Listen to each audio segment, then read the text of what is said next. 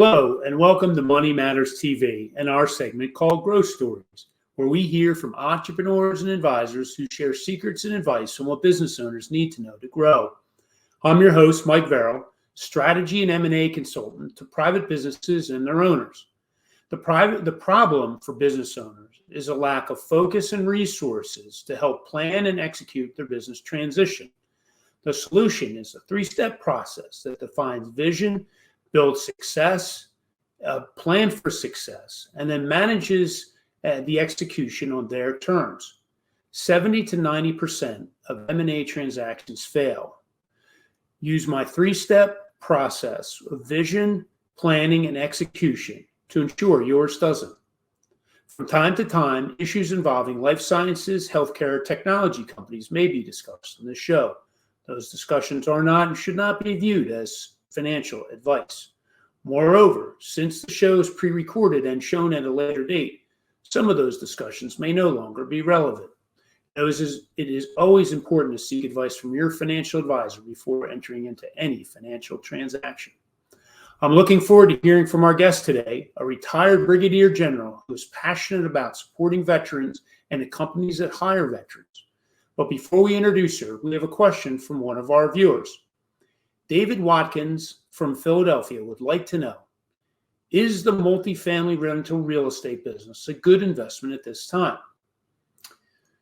Well, David, I spoke to our resident expert, Katie Wenger from CBRE, who often joins us on this show, and she gave me some feedback that, yes, now is a great time to be looking at multifamily real estate. The interest rates, in an interest rate environment that's rising, typically real estate is a great asset class as the real estate value appreciates. The other dynamic is that many potential homeowners are being driven into the rental market because they're being outpriced from homes, and homes are not available. So there's a large demand for multi-real estate. As always, you need to make sure that you price it and do your math and homework before entering into the investment. And seek advice from a real estate broker who can help you through that process. So I hope that was helpful, David. It's always great to hear from our viewers. Here's how to send your questions to a future Money Matters TV show. You can have your questions answered on Money Matters. Please go to our website, money-matterstv.com. On our homepage, click on the banner on the right that says, Send us your questions. While you're on our website, you can find information about our host and guests, as well as show notes and links about this show and past shows. Money Matters is also available as a podcast on iTunes and Stitcher, so you can listen to Money Matters while you're on the go. That website address, again, is money, MONEY, -matters, MATTERS, TV.com. We have a very distinguished guest today, a career Army veteran who has spent time supporting our troops both at home and abroad, including in the Pentagon and Iraq. She has been an entrepreneur herself and is passionate about helping entrepreneur veterans. We are pleased to welcome the Growth Stories, Brigadier General Maureen Weigl, Deputy Adjutant General for Veterans Affairs, PA Department of Military and Veterans Affairs. Maureen, we are honored to have you as our guest and joining our conversation for Growth Stories. Oh, Michael, it's my pleasure. Thank you for having me and talking about veterans and entrepreneurship. This is exciting. Yeah, very excited today. Great topic, and looking forward to digging in. Before we do that, can you give us a little bit more detail on your current role within the Pennsylvania Department of Military and Veteran Affairs? Absolutely. I have the best job in the Commonwealth. After serving 25 years in the United States Army and Army National Guard, I retired and was asked to come back and serve the 700,000 veterans across the Commonwealth. So in this position, I work for the Adjutant General, Major General Mark Schindler, and I have the oversight of 6 veteran homes, 6 nursing homes, facilities for our veterans. I also work with all of the county directors of Veteran Affairs, the service organizations, your American Legions, VFW. My office trains all of the veteran service officers to provide claims and benefits for veterans looking to get their benefits. And we also work really closely with all of our sister agencies, Department of Aging, Department of Health, Human Services, on many initiatives and problems for veterans, homelessness, employment, education. and we work collectively to take care of our veterans across the Commonwealth. That's tremendous work, Maureen. It's always amazing to me to hear how underserved some of that veteran community really is after they've given so much from a point of service and what they've given to our country. So that's tremendous to hear that, and those resources are available, and you're helping to manage the delivery of that.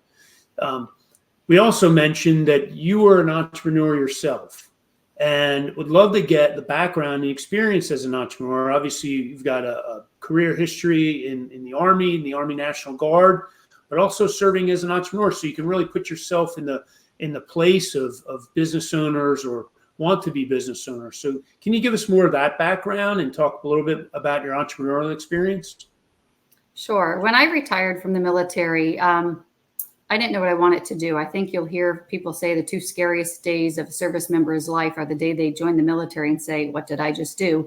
And the day they take their boots off and they leave the military and they say, what did I just do?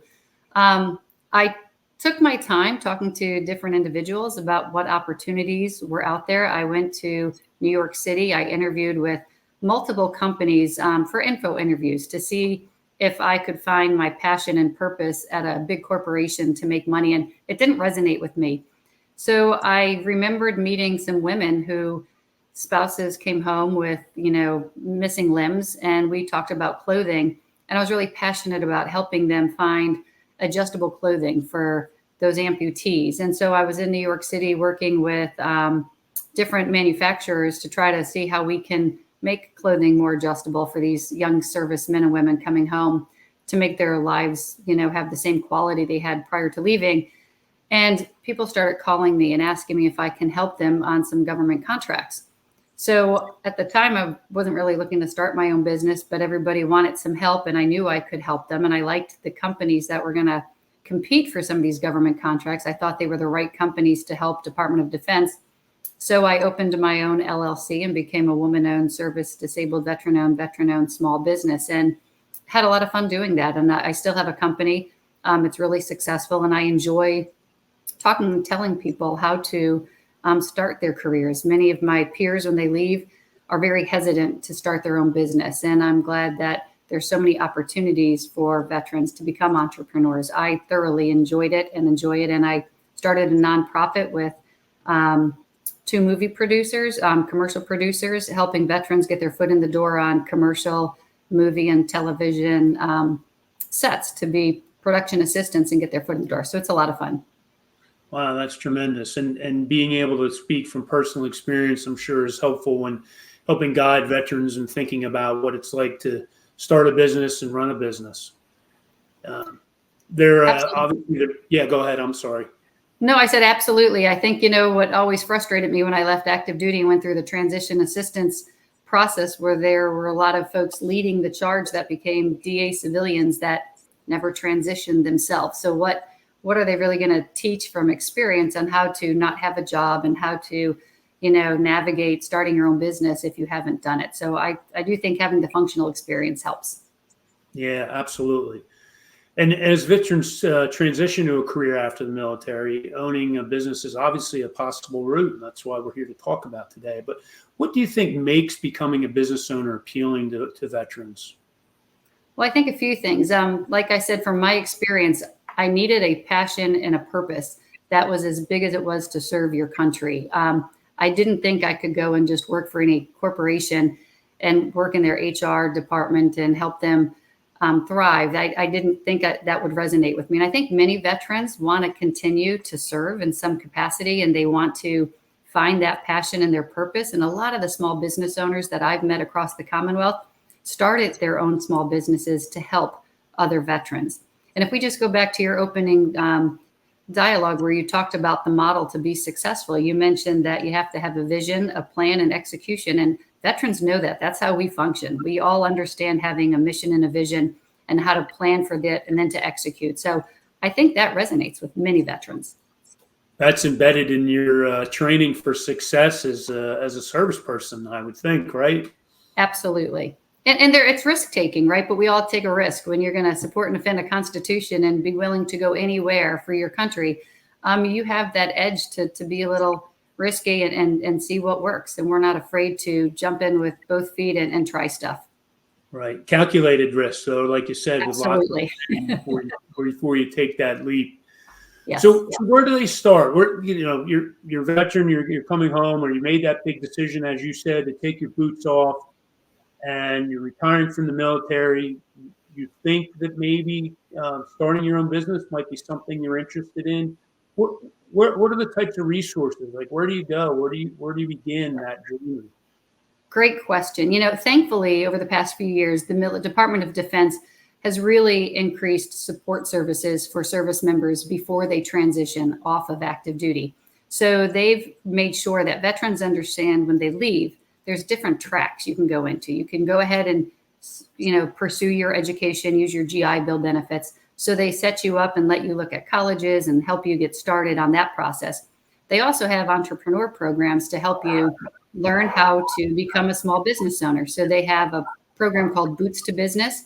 And they also have a same type of a program called Victor-Wise for female entrepreneurs. And both of them are great programs that really explain how to start the business, how to do the paperwork. They actually have the Small Business Association come in and do classes and help you start the paperwork and the process, because that's the most intimidating piece, is to how do you go ahead and get your DUNS number and your SAMs, and how do you navigate. And so they come in and really give you lessons on that. And then they teach you about networking. And there's many networking opportunities that the Small Business Association provides for veterans that do become small business owners. So they show you where to find the support. They explain how to help market yourself, and they walk with you through that process. But if you waited and you were already out of the military and you want to go back and do it, you can still take those courses. The transition assistance programs will help you. Department of Labor and Labor and Industry have many. And when you leave, every state has one of me. Every state has a director of veteran affairs and an office that can help you navigate anything you're looking for. If it's finding a new career or starting a program, we all have those resources. In Pennsylvania, there's a Pennsylvania Business One Stop. There's a veterans business fee exemption policies for you. We have Office of Vocational Rehab for folks with disabilities. There's so many different opportunities for veterans and their spouses to find the resources. And I would just say, if you don't know where to go, reach out to your Office of Veteran Affairs, and we could link you up with Labor and Industry and the right connections in this state to help you. That's great. That's tremendous to know those resources exist. What about financing? You mentioned the SBA. They obviously have loan programs for entrepreneurs starting businesses. Are there particular business or programs available to veterans for grants or loans, or what kind of financing can? Sure, and it all depends on what you want to do, right? So in Pennsylvania, we're a huge agriculture commonwealth, and there's so many initiatives that the Secretary of Agriculture has for veterans to start their own farming and agriculture type businesses. And they have PA preferred meats and PA preferred produce programs to really help you market. So there's grants from Department of Agriculture, if that's what you're into. There's grants from so many different sectors. That's why it's really important to reach out to our office in Labor and Industry so we can help you find those grants and resources. And then there are a lot of folks that will pro bono help you financially start your business. And there's different opportunities. So the networking and your Chamber of Commerce and your local communities, they can lead you to a lot of folks that can help you start your business. Okay, great. So you're the resource to start for that as well, not only on things to think about when starting the business, but also potentially resources of how to obtain financing. Absolutely. We can go ahead and lead you to the right direction and introduce you to the other partners and agencies, state agencies that may have the resources you need. Awesome. You mentioned spouses. Are these resources available to just the service members, or does it extend to any members of their family? If, say, the husband or wife wants to start a business once the service person returns? So the majority of the services are for veterans. However, there is the Mid-Atlantic Veterans Business Outreach, and they help families and spouses that want to start their own business. Obviously, to get the designation as a veteran-owned small business or a service-connected disabled veteran, you have to be a veteran to have those designations, to be able to compete for federal and state contracts, to get the priority to be able to earn some of those contracts. But they still have the resources available to help spouses start their business and to help them walk them through the process. Oh, that's excellent. So, we know small business owners make a huge impact on the economy. And particularly recent census data shows that almost 6% of all businesses are owned by veterans and employ something like 4 million plus people. That's tremendous. What else? I think you mentioned, obviously we want to help veteran entrepreneurs, but also help highlight businesses hiring veterans, maybe small businesses looking to grow and they want to bring veterans on to help, bring in the expertise and know-how to grow their business. What do you do for businesses hiring veterans, particularly in Pennsylvania? Thank you. I love that question. This has been one of my leading initiatives here since I've been in this position for 3 years, and it's the governor's priority to bring more service members and families back to Pennsylvania. And we can only do that by helping them start their businesses here or giving them opportunities to work with our wonderful companies and corporations across the Commonwealth. So first thing I did is really start reaching out to all the corporations. Started with the large, looking at small and medium to help them navigate programs like Department of Defense Skill Bridge, Hire Our Heroes, where you can have a service member come and work for your company for about 4 to 6 months while they're still being paid by Department of Defense and on active duty, to really come in and see if it's a fit. UPMC this year hired over 45 service members back from active duty, and they're scheduled to hire over 75 this coming fiscal year, which is amazing. And if every company can do that, we would do really well. And for small businesses that are trying to find veterans and trying to hire people, some of these programs are really great opportunities. And so my office is happy to link them up to help them find veterans. As Labor and Industry, Department of Labor and Industry also has career links in every county across the Commonwealth. And those offices have people that are there to specifically help veterans. But I would also say across, in Philadelphia and in Pittsburgh, there's wonderful organizations that really bring veterans together to help network. So there's 4 Block. It's another company based out of Philadelphia that brings big corporations together to let service members and reservists that are in Pennsylvania interview and get their foot in the door to find out what's available, what jobs are available, and how they can translate their skills. And there's, programs at like the Union League of Philadelphia, and they bring in service members that are in the Philadelphia area to help them network. And I would really say just leverage all of those opportunities. When you see those networking events, when you're invited, go and get your foot in the door and just keep learning, because we've learned a lot about the military. Now it's time to learn about corporations and opportunities in your community. And Lehigh Valley, Pittsburgh, Erie, all of them, Scranton, Pennsylvania, Harrisburg, almost every big city in Pennsylvania has opportunities for veterans to work and to network. The labor market is so tight, right? For qualified people, it seems like a no-brainer, definitely a program that all companies should be taking advantage of. We love to be able to get the word out here on this show, and I'm sure every avenue you can to let people know that those services and opportunities are available. That's tremendous. One question I had is, if you're watching or listening or wondering or pursuing an entrepreneurial endeavor as a veteran, what is the interest, or what advice would you offer? Where should they get started? I know we talked about the resources, but sometimes it's, the resources are there, but not everybody's taking advantage of them. So how can we encourage more veterans to look at these programs and take advantage of what's being offered? I would tell veterans to reach out and talk to fellow veterans. We tend to trust them pretty much. We bond with fellow veterans, and there's so many that are already so successful at running businesses. I was in Lehigh Valley and on a panel with 3 amazing entrepreneurs that were hugely successful and started their own small businesses that grew to large corporations. Those opportunities exist, and there's people that can give you real life examples of what worked for them, the failures they had. You mentioned that, many people lack focus and resources. Veterans don't lack focus. They just don't know where the resources are.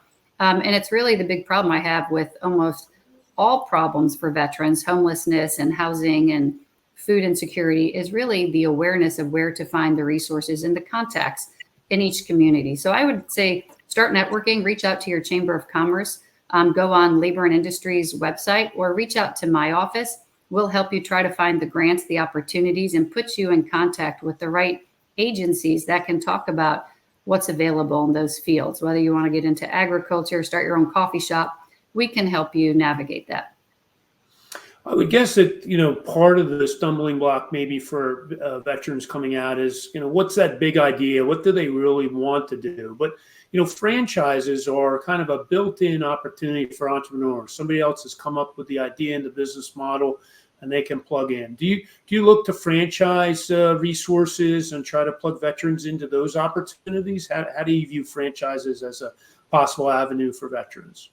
Listen, some people want to go to the franchise route. That wasn't for me, but not because I didn't want to. I just wanted my own independence. But many people enjoy the franchise opportunities, and we have resources where you don't have to pay those fees. Sometimes you have to pay a large fee to buy into a franchise, but there's a program available where you can find over, hundreds of franchise opportunities that waive the fee to start and that help you along the way. And they've been vetted through Small Business Association, Department of Labor. So we're confident that those franchises are legit and they're great opportunities for veterans if that's what they're interested in doing. And they'll look at the market research for you, like where should you place this this franchise, and will it work in your community? It gives you those ideas. So it takes some of the research out. You talked about calculated risks. This one's a far safer bet because they will come to you with where they know they need to put a franchise and see if that works for you. Mm-hmm. That's great. Yeah, hopefully that's a path that other veterans will consider. When you think about entrepreneurs and working in that environment, we always talk in this show about, are entrepreneurs born or are they, I will say, made? I don't know if that's the right word, but that's the question. So, do you think maybe a stumbling block is some people not believing that can be an entrepreneur? And what are some of the skill sets do you think that they can apply to entrepreneurship that maybe they do have as intrinsic in their makeup that could lead to success? Well, I think we go back. I think all veterans, have that drive and have that ability to become an entrepreneur. What I think happens with some veterans when they leave the service, especially if you've stayed in for 25 years like I did, you get used to that paycheck every 2 weeks and the security and the stability that the federal government, Department of Defense provides in your healthcare. And so to think about leaving and departing and not having access to some of those resources or corporate headquarters to take care of your benefits and your family, it could be a little bit intimidating or very intimidating for some to think about just starting their own business and learning how to live off, themselves. For some, they thrive. That's what they want. They want to leave the institution. They want that freedom. They want to go and take their resources and, start their own business. Many of the folks that are in agriculture, they're amazing. It's therapeutic for them. They like being out on the land. They like being out by themselves. And they thrive. So I really think it's in all of us to do it, but we get a little indoctrinated with the security of having a, paycheck every 2 weeks. And I think that is a little intimidating for many people. Yeah, absolutely. I mean, I think that's what prevents, lots of people from becoming entrepreneurs, whether they're veterans or just civilians in the community. So that's great advice. Are there podcasts or books or what are other resources that folks who are thinking about this can use to kind of help them think through the process? You asked that question, and I started looking into, I Googled a bunch of different books and different things that, entrepreneurs specifically may want. I found for myself, I didn't read much about entrepreneurs. I read more about CEOs and business owners and how CEOs became really successful and how they grew a business. So I didn't limit myself to the entrepreneur track. I enjoyed reading about hugely successful people and what drives them and what are their values. I think for many people, if you research, there's a lot of books and a lot of podcasts from fellow service members who left and started their own businesses or thrived or became public speakers. And there's numerous ones. Right now, this month, I've been listening to a lot of female former, fighter pilots that wrote books about their experiences, because I'm getting ready to talk for Women's Veterans Day. And I always like listening to other stories of other people's experiences. So for me, I enjoy going and finding veteran podcasts and veteran books to kind of just, when I'm out talking to other veterans, I can share other experiences other than mine, but there's many out there. Right. It gives them somebody to relate to too, as well. Yes. Yes. Do you have a story or of success? Somebody in particular? They can, obviously don't use names, but just give us a scenario of maybe somebody that has come to you and worked through the system and started a business and kind of lived out their dream as an entrepreneur after tremendous service in the military. Oh, I have many experiences and examples. The one I'll give you is just recent. I went to a pig farm with the Secretary of Agriculture to do a press conference for the Pennsylvania agriculture veterans. And I met this warrant officer who still serves in the National Guard. And he took us through and he showed us how he one day just bought a pig or two and he had his farm, and then it transitioned and now he has sheep and he has cows, and he grew this all by himself with no experience in agriculture, took a few courses, found ways to really fertilize the land and to learn, the whole process of how to keep the pigs and that whole timeline of their life and when they come and go. And it was really just amazing to hear how he just self-educated himself and really then leaned forward and asked for some financial help and resources, met with the folks from, Secretary of Agriculture's office, and just was given so many more resources and tools to help them and advice. And so they jumped right in and they helped him, and he's hugely successful. And he's got a big ranch or farm, whatever you want to call it. And it's amazing to see. And there's, many of those examples of veterans who just come home and didn't want the regular 9-to-5 job and just started doing something they were, really passionate about. And, he grew a business and he's really successful. So it's really nice to see those stories. That's awesome. And I think, you said it earlier, just that one step, right? He bought that first pig and that's what it's become. And that's, not to minimize what it takes, but that's how easy it can be. You find something you're passionate about, you take that first step, you step into that risky scenario. And, if you have focus and drive, it can become something wonderful like that. So that's tremendous. Hopefully more people can share that success. Maureen, yeah, go ahead. I'm sorry. I was just going to say, the other business owners I saw that are really successful are folks that were struggling, and they used their experiences to help other veterans. So I've met small business owners that started yoga therapy and that started, equestrian therapy, ways to give back to their fellow service members. So they're therapying, themselves while they're helping other veterans. And that I see so many of our nonprofits that help veterans are business owners that were veterans. Yeah, that's tremendous. Maureen, this has been fantastic. Thank you so much for sharing this information today. Hopefully veterans will see this and know what's out there and seek advice.